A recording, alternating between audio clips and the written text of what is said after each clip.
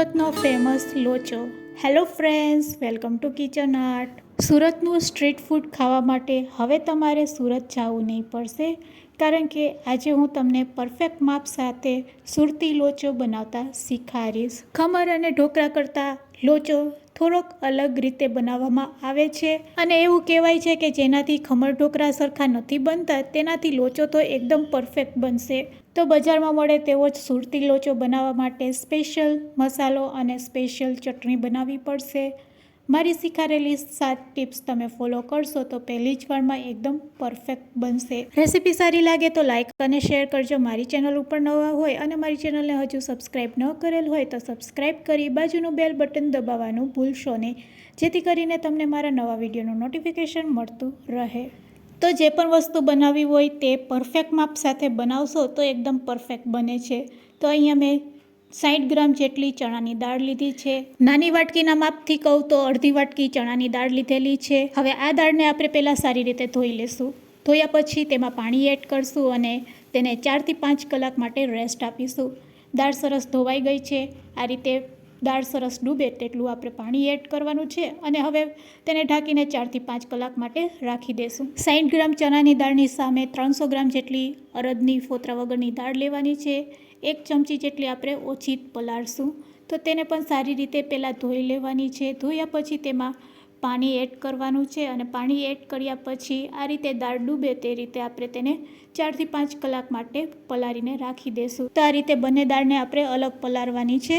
પલાળેલી દાળ તમે 5 કલાક પછી જોશો તો આ રીતે સારી રીતે પલળી ગઈ હશે. દાણો તૂટે એટલે સમજવાનું કે દાળ પલળી ગઈ છે. ચણાની દાળમાંથી પાણી કાઢ્યા વગર જ તેમાં આપણે 2 ચમચી જેટલા પૌવા એડ કરશું, એટલે પૌવા પણ સરસ પલળી અને સોફ્ટ થઈ જશે. હવે બંને દાળમાંથી આપણે પાણી છે તે દૂર કરી લેવાનું છે. તો અડદની દાળમાંથી પાણી દૂર કર્યા પછી ચણાની દાળમાંથી પણ આપણે પાણી દૂર કરી લેશું અને પાણી દૂર કર્યા પછી બંને દાળને આપણે એકસાથે મિક્સ કરી લેશું. ચણાની દાળ અને અડદની દાળને મિક્સ કર્યા પછી તેને મિક્સર જારમાં આપણે ગ્રાઇન્ડ કરીશું.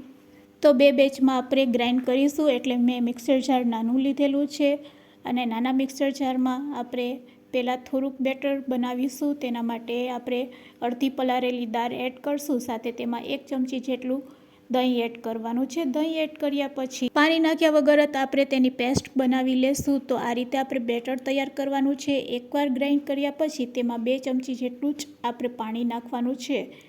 આ બેટરને આપણે ઘટ રાખવાનું હોય છે, એટલે પાણી નાખતી વખતે ખૂબ જ ધ્યાન રાખવાનું. તો 2 ચમચી જેટલું પાણી નાખી હવે આપણે ફરીથી તેને ગ્રાઇન્ડ કરી લેશું અને એક સરસ બેટર તૈયાર કરી લેશું. તો આ રીતે આપણે 2 બેચમાં બેટર તૈયાર કરવાનું છે અને બેટર તૈયાર થઈ જાય એટલે તેને મિક્સિંગ બાઉલમાં કાઢી લેશું. તો અહીંયા આપણું બેટર તૈયાર છે. મોટા વાસણમાં કાઢ્યા પછી તેને એક વખત આપણે ફેટી લેશું. આ રીતે ફેટવાથી બેટર છે તે સ્મૂથ થાય છે. તમે તેની થિકનેસ જોઈ શકો છો અને ફેટ્યા પછી તેની થિકનેસ કેવી હશે તે પણ હું તમને આગળ બતાવીશ. આ રીતે ફેટ્યા પછી આપણે તેને 6 થી 7 કલાક માટે રેસ્ટ આપવાનો છે. 6 થી 7 કલાક તમે રેસ્ટ આપશો એટલે તેમાં સરસ આથો આવી જશે. તો ફેટ્યા પછી હવે તમે તેની થિકનેસ જોઈ શકો છો. બસ આવું ઘટ બેટર જ રાખવાનું છે અને ફેટાઈ જાય એટલે તે પ્લેટથી ઢાંકી દેશું અને 6-7 કલાક માટે રેસ્ટ આપશું. આ પ્રોસેસ તમે સવાર બપોર કરી લેશો એટલે રાતના તમે લોચો બનાવી શકો છો.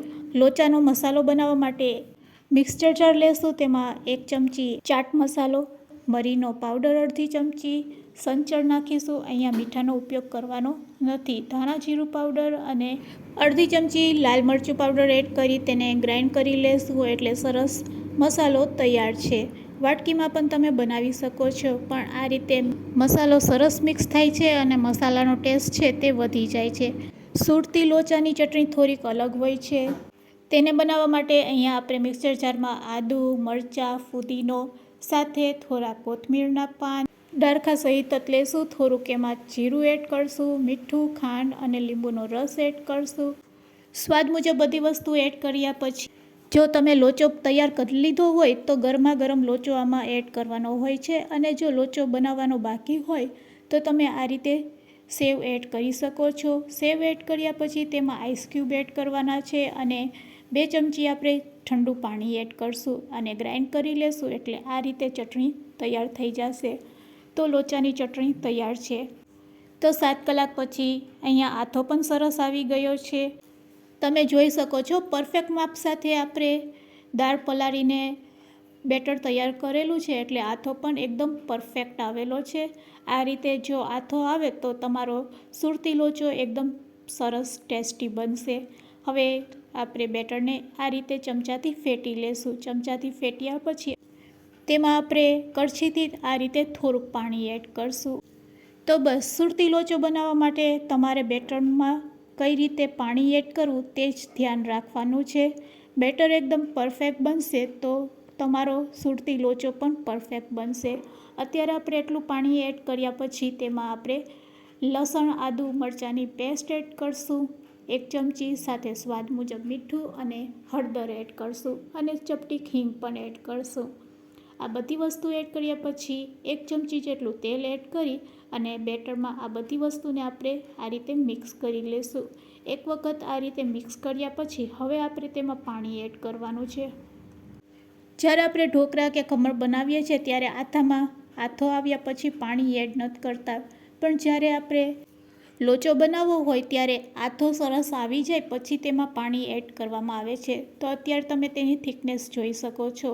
તો કળછીની મદદથી આપણે આ રીતે થોડુંક પાણી એડ કરતા જશું અને બેટર તૈયાર કરશું. બેટર વધારે પાતળું ન બની જાય તેનું પણ ખાસ ધ્યાન રાખવાનું છે. તો બસ આ રીતની થિકનેસ જ આપણે રાખવાની છે. આરામથી તમે 3 પ્લેટ બનાવી શકો છો. એક વસ્તુનું ખાસ ધ્યાન રાખવાનું છે કે આપણે બધા બેટરમાં એકસાથે ઈનો નહીં નાખી દેશું. 1 પ્લેટ તૈયાર કરવાની હોય તો 1 પ્લેટ જેટલું આપણે બેટર રાખવાનું છે અને ઈનોના પેકેટમાંથી આખો ઈનો આપણે એડ નથી કરવાનો. તો અડધી ચમચી જેટલો આપણે ઈનો તેમાં એડ કરશું. ઈનોને એક્ટિવેટ કરવા માટે લીંબુનો રસ એડ કરી આ રીતે હલાવી લેશું. તો અહીંયા હવે બેટર તૈયાર છે. જે પ્લેટમાં આપણે લોચો બનાવવો હોય તે પ્લેટને હવે આપણે તેલથી ગ્રીસ કરી લેશું અને તેલથી ગ્રીસ કર્યા પછી અહીંયા આપણે પ્લેટ આખી ભરી નથી દેવાની. તો આ રીતે એકદમ પાતળો એવો લોચો તૈયાર થાય તેના માટે આપણે બેટર થોડુંક જ લેવાનું છે અને આ રીતે આપણે તેને સ્પ્રેડ કરી લેશું. ટેપ કરીને તેને સેટ કરી લેશું. આ પ્રોસેસ કરતા હોય ત્યારે આપણે સ્ટીમરમાં પાણી ગરમ કરવા માટે રાખી દેવાનું અને સ્ટીમરમાં પાણી ગરમ થાય એટલે તરત જ પ્લેટને આપણે સેટ કરી દેવાની છે. પ્લેટને સેટ કર્યા પછી તૈયાર કરેલો આપણો મસાલો તેના ઉપર સ્પ્રેડ કરશું.